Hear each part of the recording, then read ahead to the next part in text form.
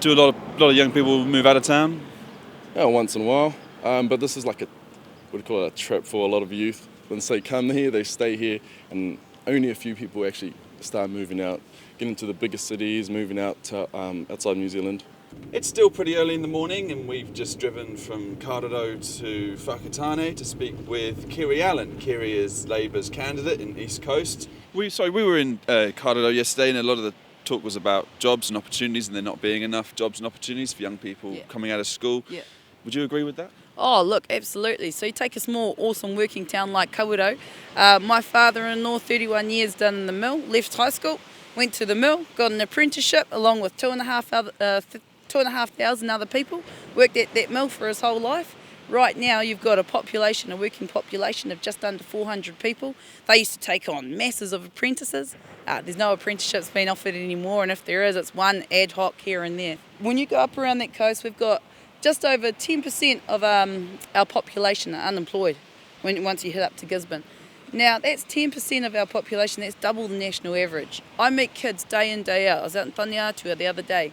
Young boy, just turned 18 in April, finished high school last year, runs up, "Kiri," he'd seen my coastie chats, "Kiri, a 5-8 for you. Will you help us get a job?" None of the boys here got any jobs, and we want to work. And right now you've got a Prime Minister talking about how all our young people want to do is sit at home and smoke drugs. I'm yet to meet that kid that doesn't want to fulfil their aspirations, their hopes, their dreams. I'm yet to meet that kid that actually wants to sit day in, day out with nothing to do. 3 hours and a hairy drive through the Waiaweka Gorge later, we arrived in Gisborne, a town with one of New Zealand's highest unemployment rates and nearly the country's lowest average wage. We met Elizabeth Kerikeri by her marae just out of town. She recently announced she would run for the Green Party in the Ikaroa Rāwhiti Māori electorate. Unfortunately, when you have places, the more Māori that there are, the highest percentage of Māori, the higher the level of deprivation. And so that's true. So we are one of the poorest areas in the country. I think we rival Te Tai Tokerau in that kind of respect. And there are layers of inequality then. So if you are struggling to get work, if you are struggling to feed your family, these things, again, all accumulate.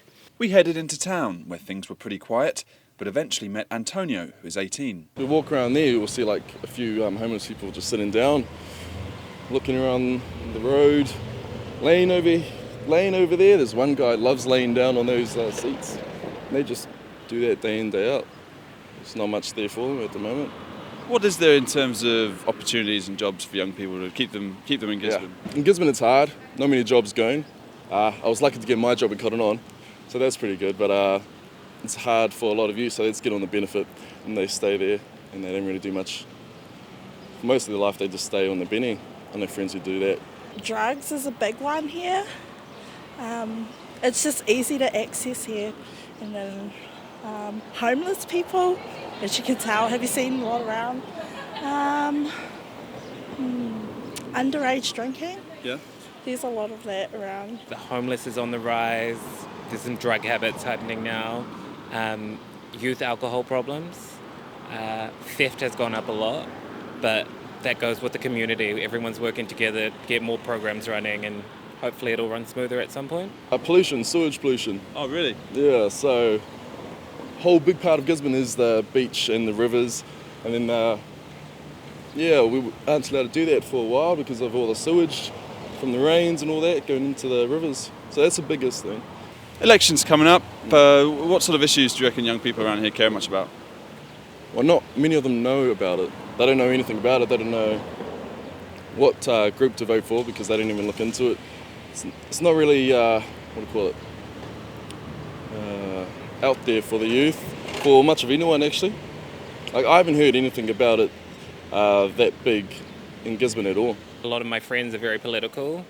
The younger ones haven't really been pushed.